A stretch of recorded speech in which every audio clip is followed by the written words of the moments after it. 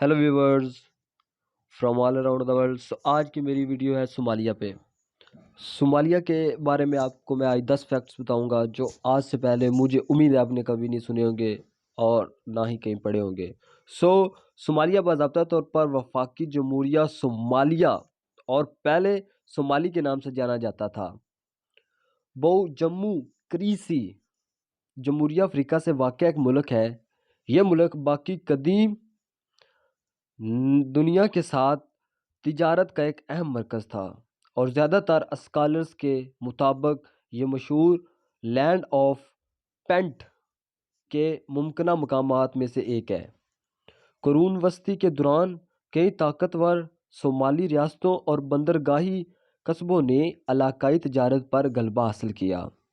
سلطنت موگا دیشو اور اجورانا سلطنت دونوں کا مرکز بندرگاہی شہر موزا دیشو بلکہ باراوی اور مرکہ کے بندرگاہی قصبوں میں بھی تھا.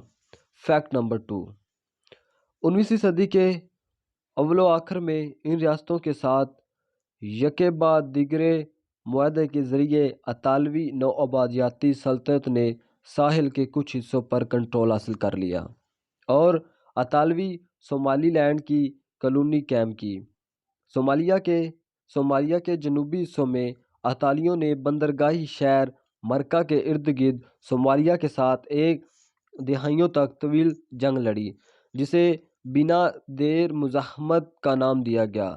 اٹلی نے حکمران مجرتین سلطنت اور سلطنت ہوبیو کے خلاف سلطنتوں کی مہم کامیابی سے چلانے کے بعد علاقے کے شمالی مشرقی وسطی اور جنوبی حصوں پر مکمل کنٹرول حاصل کر لیا. یہ قبضہ 1941 تک جاری رہا جب اس کی جگہ برطانوی فوج انتظامیہ نے لے لی.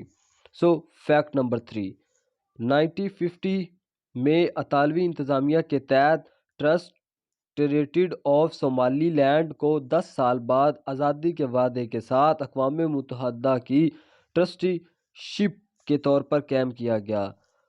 برٹش صومالی لینڈ ریاست صومالی لینڈ جو کہ اب صومالی لینڈ کے طور پر 4 دنوں کے لیے آزاد 1960 میں منصوبہ بندی کے مطابق ٹرسٹ کے علاقے میں ضم ہو گیا. دونوں نے مل کر ایک سویلین حکومت کے تحت آزاد صومالی جمہوریہ تشکیل دیا. صومالی قومی اسمبلی جس کی سربراہی حاجی بشیر کر رہے تھے اسماعیل یوسف انتظامیہ 1969 تک قائم رہی جب محمد سعد بارے کی قیادت میں سپریم ریولیوشنز کونسل نے ایک خونریز بغاوت کے ذریعے اقتدار پر قبضہ کر لیا اور ملک کا نام بدل کر صومالی جمہوریہ رکھ دیا. 1991 میں صومالی خانہ جنگی نے پورے ملک کو تقسیم کر دیا. عبوری اور وفاقی حکومت کے قیام کے باوجود صومالیہ منکشف ہے اور صومالی لینڈ نے حقیقت میں آزادی حاصل کر لی. فیکٹ نمبر 4، صومالیہ کم از کم پیلوتھیتک کے زمانے سے آباد ہے جب ڈوئین اور ہرجسن ثقافتیں پروان چڑھی تھیں. ہارن آف افریقہ میں تدفین کے رواج کا سب سے پرانا ثبوت صومالیہ کے قبرستان سے ملتا ہے جو 4 صدی قبل مسیح سے تعلق رکھتا ہے. شمال میں جیلو سائٹ سے پتھر کے آلات مسیح سے تعلق رکھتا ہے. تو اس کے شمال میں جیلوسائٹ سے پتھر کے آلات جیسے کہ برابن اور ہرجسا کے درمیان تقریباً نصف راستے کو بھی 1909 میں مشرق اور مغرب کے درمیان پیلوتھیٹک کے دوران اور قدیم کے عالمگیریت کو ظاہر کرنے والے اہم نورادات کے طور پر نمایاں کیا گیا تھا.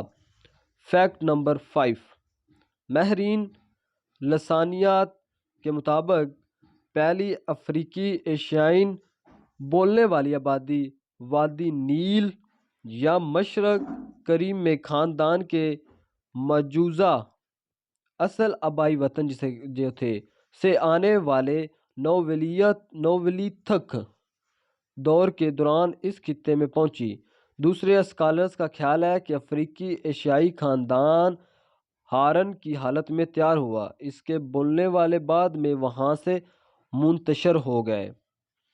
فیکٹ نمبر 6، شمال مغربی صومالیہ میں ہرکیسا کے مضافات میں واقع لاس گیل غار کمپلیکس میں راک آرٹ ہے جو تقریباً 5000 سال پرانا ہے، اور اس میں جنگی جانور اور سبی ہوئی گائیں دونوں کو دکھایا گیا ہے۔ دیگر غار کی پینٹنگ شمالی دمبالین کے علاقے میں پائی جاتی ہے، جن میں گھوڑے کی پیٹھ پر شکار کی قدیم ترین تصویر کشی کی گئی ہے۔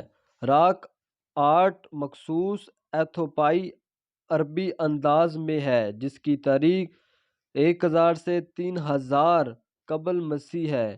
مزید براہان شمالی صومالیہ میں لاس کھوری اور ایل او کے قصبوں کے درمیان کاریانیگن واقع ہے، جو کیکی اور افسانوی جانوروں کی متحدہ غار پینٹنگ کی جگہ ہے۔ ہر پینٹنگ کے نیچے ایک نوشہ ہوتا ہے جس کا مجموعی طور پر تقریباً 2500 سال پرانا تخمینہ لگایا گیا تھا، مطلب اس کا خرچ اتنا ہے، مطلب 2500 سال پہلے کا۔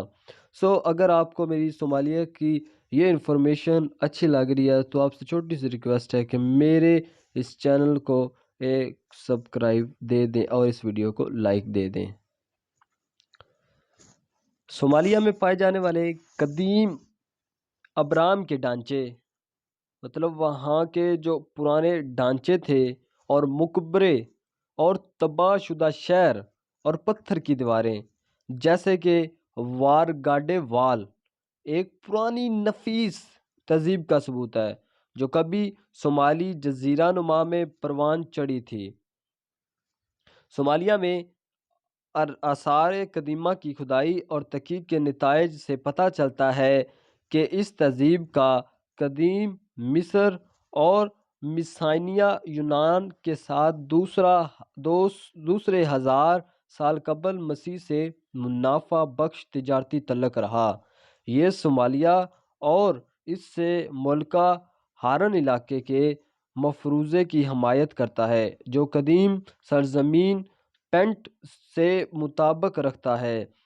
پینٹائٹس اپنے تجارتی بندرگاہوں کے ذریعے قدیم مصریوں، فینیشیوں، باہلیوں، ہندوستانیوں، چینی اور رومیوں کے ساتھ مرر مثالیں سونا، اپنوس، چھوٹے سینگ والے مویشی ہاتھی دانت اور لوہان کی تجارت کرتے تھے۔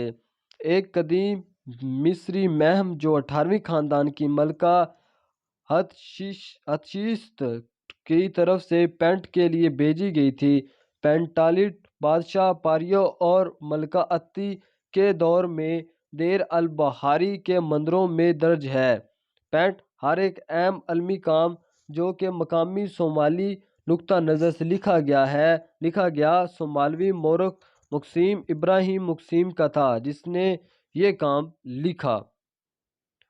آگے بڑھتے ہیں فیکٹ نمبر اپنے 8 کی طرف۔ فیکٹ نمبر 8، کلاسیکی دور میں میکروبین جو پروٹو صومالی تھے، ایک طاقتور قبائلی سلطنت قائم کی جس نے جدید صومالیہ کے بڑے حصوں پر حکومت کی۔ وہ اپنی لمبی عمر اور دولت کی وجہ سے شہرت رکھتے تھے اور کہا جاتا تھا کہ وہ سب سے لمبے اور خوبصورت میکروئی جنگجو چڑوا ہے اور سمندری جانور تھے۔ ہیروڈوٹس کے بیان کے مطابق فارسی شہنشاہ کمبیلس دوم نے مصر کی فتح کے بعد میکروبیا میں سفیر بھیجے جو میکروبیا کے بادشاہ کے لیے عیش و عشرت کے تحائف لے کر آئے تاکہ اس کے فرما بردار ہوں۔ میکروبائی حکمران جو اپنے قد اور خوبصورتی کی بنیاد پر منتخب کیا گیا تھا، اور یہ یہ سب سے خوبصورت تھے اور ان کی یہ خوبصورتی کی وجہ سے وہ بہت ہی جانے جاتے تھے۔ Fact number 9۔ فیکٹ نمبر 9، کلاسیکی دور میں صومالیہ میں بہت سارے صومالی شہری ریاستوں نے ایک منافع بخش تجارتی نیٹ ورک تیار کیا جو فینیشیائی، باطلائی، مصر اور یونان اور پارتھینی، فارسی، شیبہ، نباتی اور دیگر ممالک کے تاجروں کے ساتھ جڑا ہوا تھا۔ روسی سلطنت انہوں نے اپنے سامان کی نقل و حمل کے لیے ایک قدیم صومالی بحری جہاز کا استعمال کیا جسے بیلڈن کہا جاتا ہے۔ فیکٹ نمبر 10، اور اگر آپ کو میری ویڈیو پسند ہو رہی ہے تو پلیز اس ویڈیو کو ایک لائک دیں۔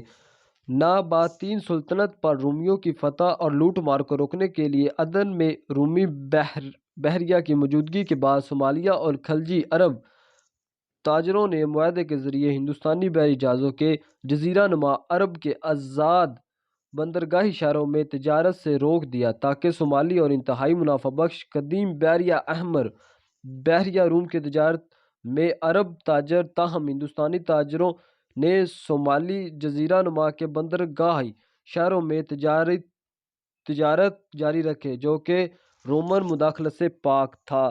آج کی میری ویڈیو اتنی ہے، دیجیے مجھے اجازت، اللہ حافظ، پھر ملیں گے